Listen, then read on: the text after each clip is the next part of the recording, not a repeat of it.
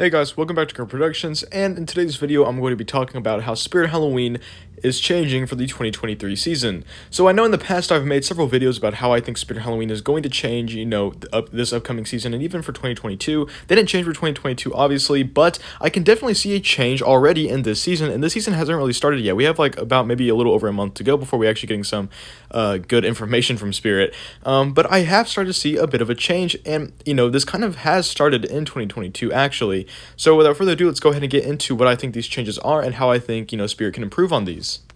So about a month ago from Spirit Halloween, we did get a halfway to Halloween teaser, kind of showing us what the theme is going to be and some of the animatronics. Now, the first part of this video, I am going to be talking about the theme, since that has been, a big, topic of Spirit Halloween here recently. So back in 2019, if you don't remember, they came out with the Reaper's Wharf theme, my personal favorite theme of all time. It was just so well done. However, a lot of people complained about it because it wasn't a classic Halloween theme. It's not really something that you see that often. Typically, if anything relates to Halloween in the ocean, it's like pirates.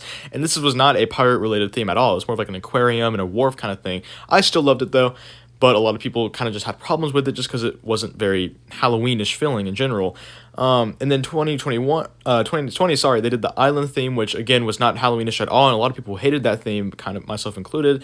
And 2021, they did the factory theme, which even though that was very, pumpkin-y and Halloweenish, it again just wasn't a very classic Halloween theme like they've done in the past.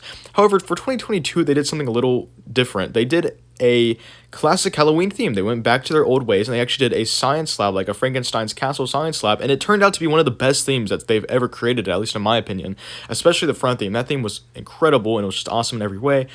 So from what we've seen from this Halfway to Halloween teaser, they are going to do a cemetery theme, which is honestly the most classic Halloween theme you can ever do. It's just a iconic cemetery, mausoleum, maybe even a haunted house in the back theme. Who knows? Either way, though, this is like the most perfect and classic Halloween theme you can ever do, especially for a 40th anniversary. So I'm really, really happy that they're going with this theme, and it kind of does show that they might be going back to their old ways as far as the theme goes. Maybe, just doing a bit more spookier related themes versus kind of goofy and kid-friendly, which is really exciting. And the next thing I want to talk about is the returning props and just kind of the props in general that we've, sort of been teased at for this year. So obviously we've been teased at Menacing Molly. She's confirmed. She's already on the website, and I find it really interesting that they chose to return her. Not only is she a kind of more recent prop compared to some of the other props that they've returned in the past, but she seems to be the scariest one out of all of those. Like, we've got like Wacky Mole, Uncle Charlie, those are more kind of goofier props, especially for back then for Spirit Halloween. Menacing Molly is not a very, family-friendly animatronic. She's very, creepy, to spirit level. She's like literally like a possessed kid that falls back on the swing and has a very, scary face that will probably frighten a lot of children, especially if it were to be in stores. Now, I get this is an online only, from what we know, but it still kind of shocked me that they returned her either way, especially since some of their other online only returning props are still pretty family friendly, like the Gatekeeper, I believe, some other ones too. I can't exactly think on top of my head who else returned, but you get the point. This is not necessarily I feel like what they would gravitate towards nowadays, so I'm kind of happy that they did go this route, just sprinkling in some scarier animatronics. Speaking of which, we also have kind of been confirmed that the Creepy Rising doll is in some way returning for this season, whether it be online only, in store, or just a new prop kind of like Little Skelly Bones. But if you want my guess, I think this one is going to be in stores because the audio was in the teaser for it, and I'm pretty sure whatever's in the teaser will be in stores, because it kind of relates to the theming and everything like that. So we can see Creepy Rising Doll in stores. Now, I have heard a lot of people saying they should bring this one back because it's creepy, but it's not overly too scary, and I do agree with that.